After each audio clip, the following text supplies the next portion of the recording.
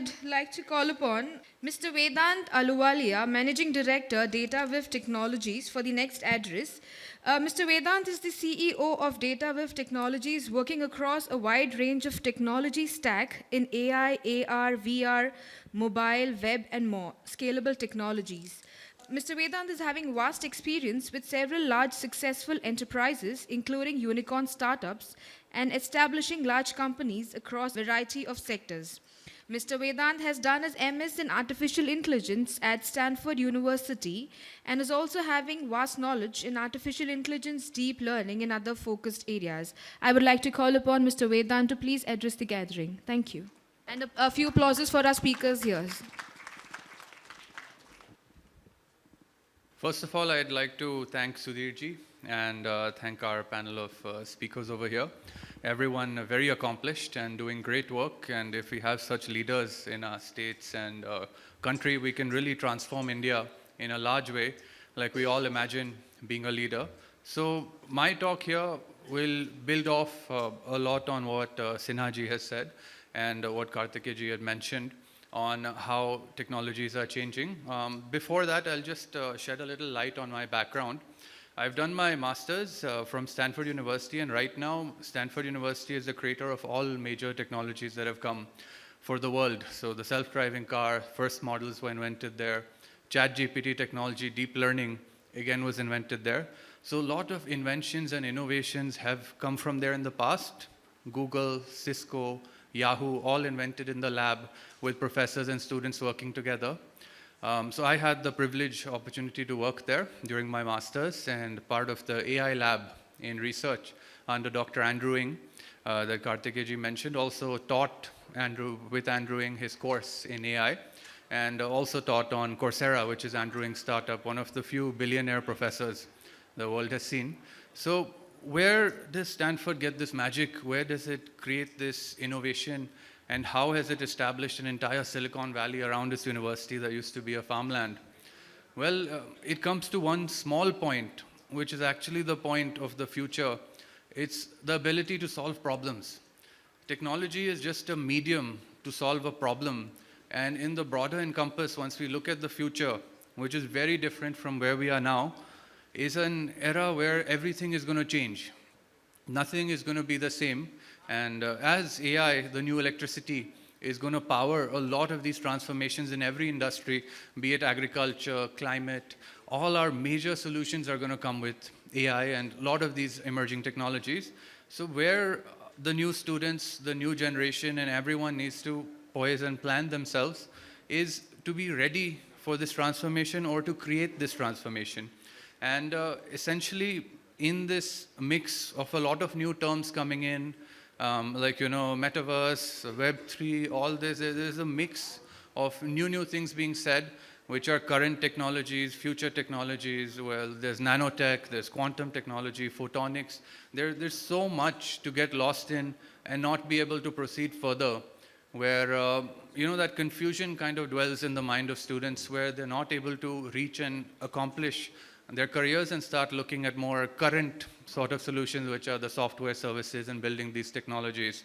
So coming to that point of a future, our future will have automation, and automation at a very deep level. But that does not mean that our talent will not have jobs.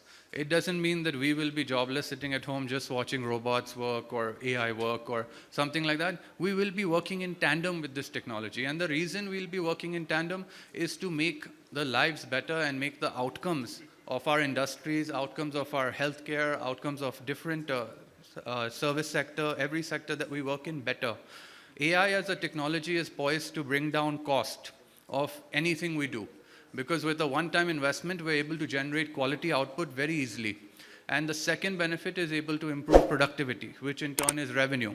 So for anyone not incorporating AI, it starts becoming an inhibitor for their growth. They're not able to achieve growth. And because of that, a lot of industries, everything is going to change. So for us as students that are looking to be part of the future, that are looking to be part of this new future and create a lot of it, we should focus on building problem-solving skills. And problem-solving skills among technologies, whatever we learn. Starting off with AI, Why is AI having so much popularity? Why is it grown in popularity very recently? It's specifically because the computer brain was created very recently, deep learning from Stanford by Andrew Ng, and that brain is the technology that is powering the self-driving car, powering ChatGPT, the cameras that can recognize you, facial recognition, all that is being done by that. That is the reason AI has actually picked up to this level. Prior to this, there was no holistic brain for the computer, but this has a potential of reaching general intelligence and building a lot of different models together that can give us that level of sophistication we've been dreaming of from technology. So where we are headed is an era where our dreams and reality are going to start blending in. What we had only imagined, that you could speak and the lights would go dim, you could think of something and that would happen. All that is becoming a reality. The days when you saw Star Wars and thought, oh, this is not possible, I cannot have a touch screen, I cannot have this. That is all becoming a possibility. And the new future is going to be even further. Google scientists have recently claimed in 7 years we would be achieving immortality with nanobots and artificial intelligence. Doesn't that sound like a dream? But that is coming true because of the application of technologies. And where I see our future youth and the upcoming generation, our focus should be in being creators of these technologies. In the future, we have a choice. Either we buy the technology and use technology from other people that have been made, or we make our own. And to make our own, we need to bridge this knowledge gap that exists in a lot of our education and a lot of what we learn, because what we are learning is what exists. We look online, copy codes, run codes, learn how to run codes, but we're not able to create path-breaking technologies that change the world. Look at Google, look at Cisco, that really redefine, create a new sector. For that, we need to bridge knowledge gaps and create intuition where we can really think with the AI and plan new transformation for industries, for sectors with AI so we can create. And that is the sort of transformation that I see in the next 2-3 years in our education curriculums, in everything we do, where we will be becoming the creators. And just coming more focused on the point of what sectors to choose, what areas to study in, and what areas should we avoid. So the idea is that all curriculums are going to blend and change. They're all going to incorporate AI, as Sinha mentioned. And that incorporation of AI is what is going to make every technology more and more relevant. Since every sector has to change, and there are new versions coming up, you will be relevant in any sector you work in if you have the technical knowledge.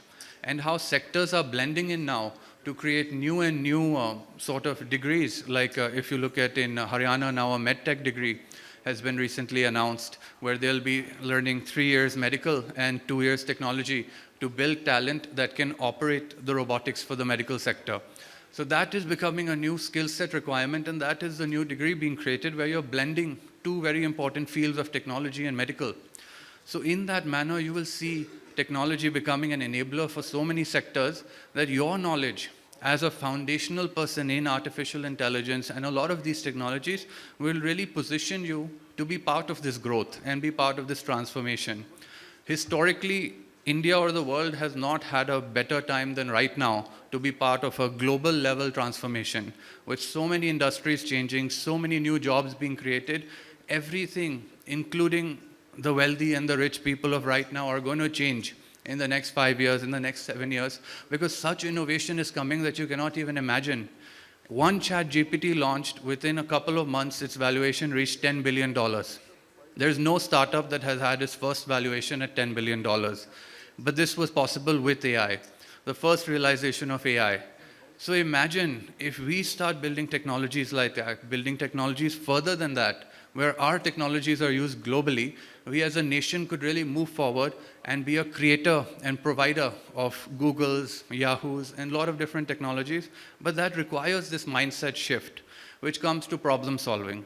And what is problem solving? Problem solving is about looking at a problem and not saying it's not possible, I can't do it.